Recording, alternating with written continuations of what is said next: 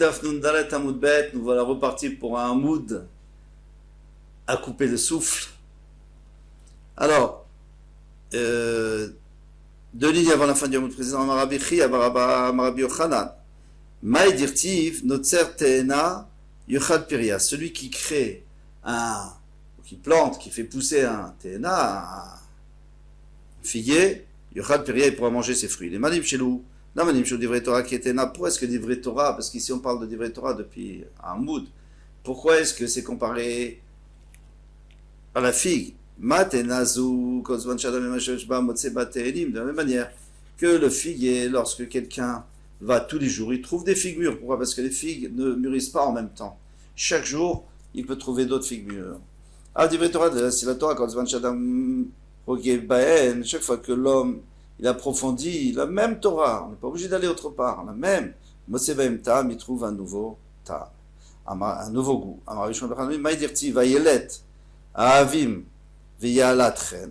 Que la biche, elle est aimée et elle trouve grâce aux yeux du cerf. Les manim chelou, la manim chelou devrait Torah la yelet. Pourquoi est-ce que les Torah sont comparés à une biche? Le marla, c'est pour te dire, ma yelet rachamat sar. De la même manière que la Yelet, son ventre, est étroit. Et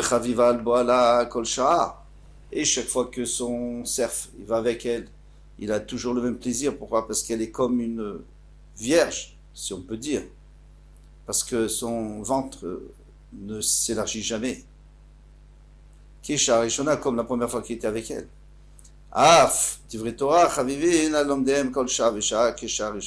aussi, quelqu'un qui étudie la Torah, même s'il revoit tout le temps les mêmes choses, eh bien chaque fois c'est nouveau. Pourquoi? Parce qu'il approfondit et il voit des nouvelles choses. Et maintenant, pourquoi il dit qu'elle trouve grâce? Eh bien les gens qui voient ce Talmid Chacham qui est en train d'étudier, même s'il s'occupe de rien d'autre, eh bien il va trouver grâce à leurs yeux. Dadea yiravucha becholet. Ces saints vont te nourrir à tout moment. Pourquoi est-ce que les divrei Torah sont comparés à des saints?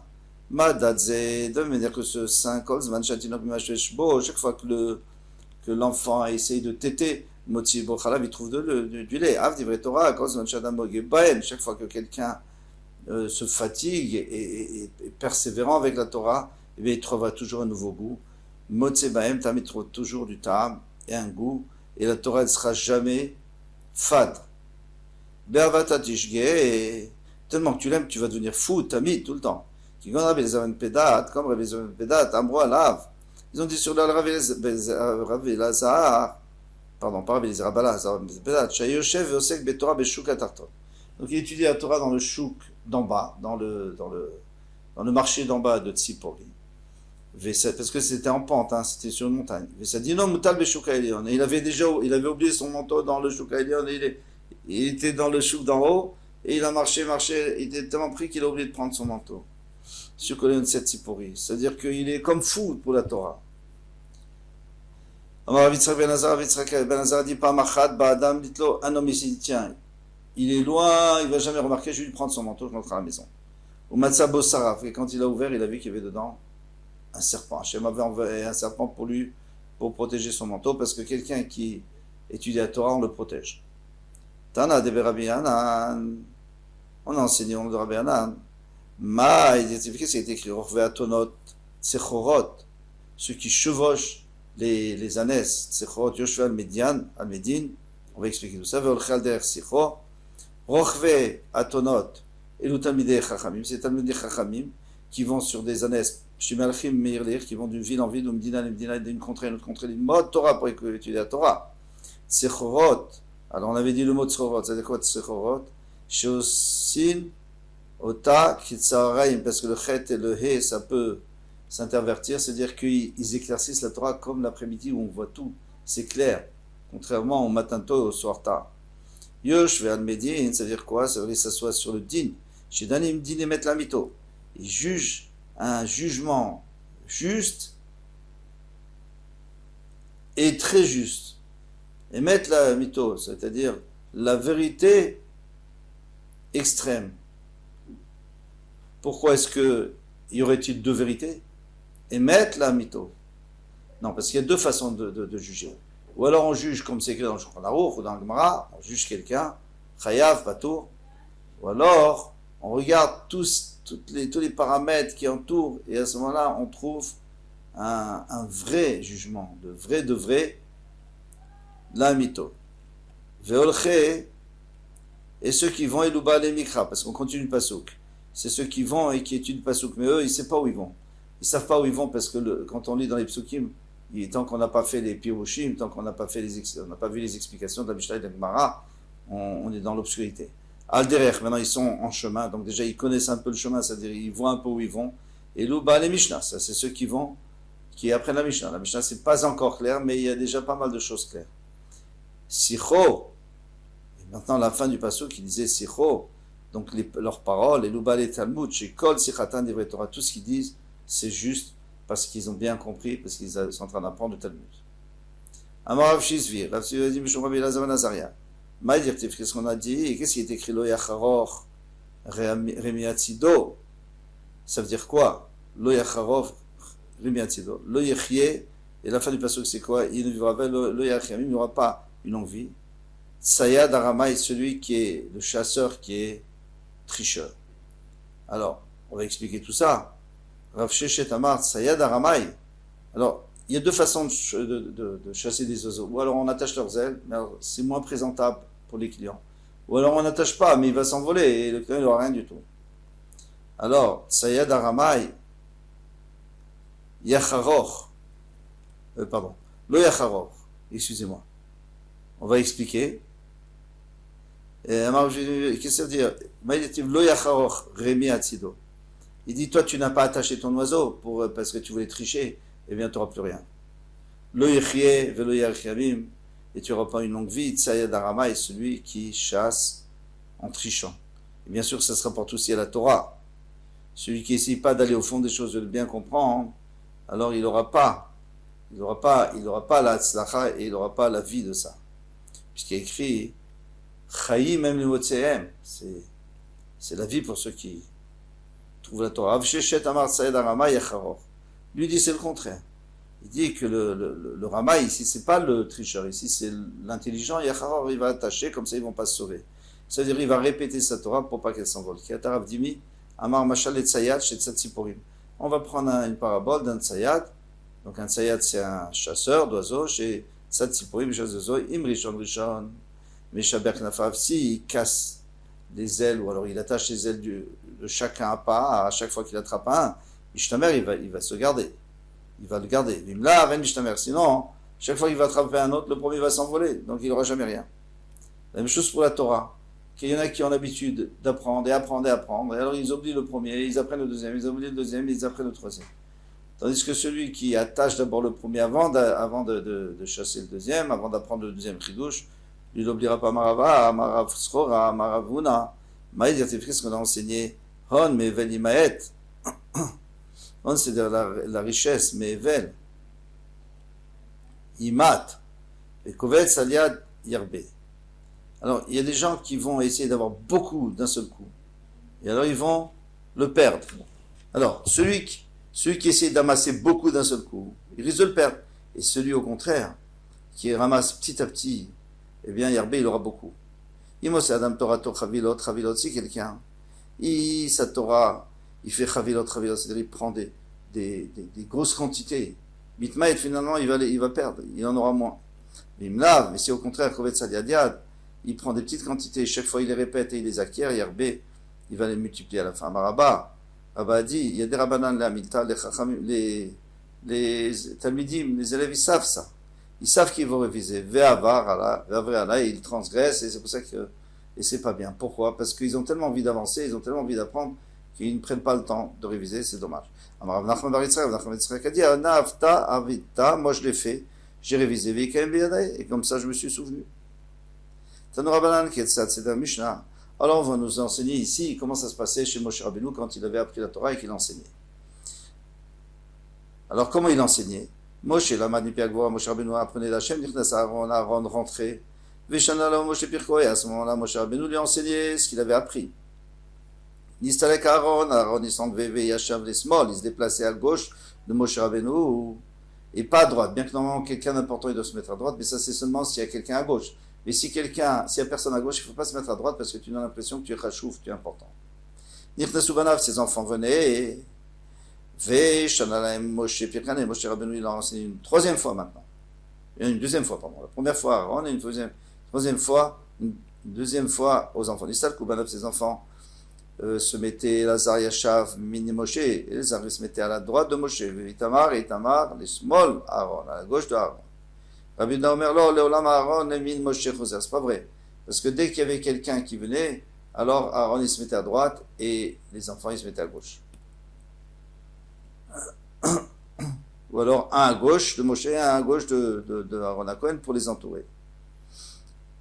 Ensuite, Nichnesous Kenim venaient les sages, Shanalem Moshe Pirkran, et Moshe Rabbeinu leur enseignait, c'est pour la troisième fois, Nisalkous Kenim, et quand eux ils se mettaient chacun de chaque côté, ils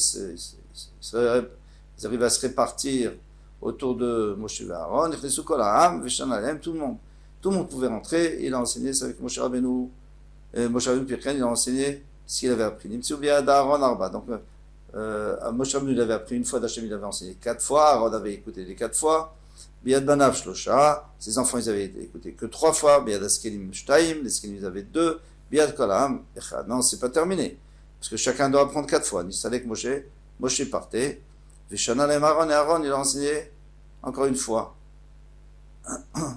Pirko, il a enseigné. Donc c'est-à-dire que tout le monde écoutait encore une fois. Nisalek Aaron partait, Shanulaem Banav Pirkan. Les enfants ils enseignaient encore une fois. Nisalku Banav, les enfants partaient, Shanulaem Skelim Pirkan. Ils enseignaient. Donc ça fait Nimtsa Biad Akol Arba. Chacun avait appris 4 fois. Mikana Marabi Eliezer. Rabbi Eliezer a dit Israël va dans les chants les Talmida. Les Talmida va pas. Même quelqu'un doit enseigner à son Talmida au moins 4 fois. Kaloch Omer a pu faire des Aaron, a pu faire des autres. Aaron, chez la Manipi Moshe. C'est déjà Aaron qui a écouté de Moshe Rabbeinu. Ou Moshe Bipi Agbora. Car, et Moshe Rabbeinu il a appris d'Hachem. Et ainsi il faut 4 fois. Idiote, Bipi idiote. Maintenant si c'est quelqu'un de simple qui apprend de quelqu'un de simple, Allah Khat Kama Vekama. Il faut dire qu'il faut au moins 4 fois. Rien que pour comprendre. Rabbi Akiva Omer, donc c'est qu'il faut lui enseigner jusqu'à ce qu'il comprenne et tu enseigneras au Ben Israël. Il faut qu'il comprenne. Et s'il n'a pas compris, alors tu le répètes même plus que 4 fois. Donc c'est qu'il faut qu'elle soit bien ordonnée dans leur bouche. Et démarre Sima Bepien, tu le mettras dans leur bouche. Donc c'est qu'il faut aussi leur expliquer chaque chose. Et la raison des choses, pas juste leur dire voilà c'est comme ça, je n'ai marre. Et là mishpatim asher tasim lefanaim, voici les mishpatim, c'est-à-dire ce qu'on comprend que tu déposeras devant eux. Veligmeru kulu mi Moshe. Alors pourquoi Moshe Rabbeinu en réalité il avait qu'à faire entrer tout le monde et leur expliquer 4 fois, parce que de toute façon il va expliquer 4 fois, une fois à Aaron, une fois à ses enfants, une fois au Skelim, une fois au Bnei Israël.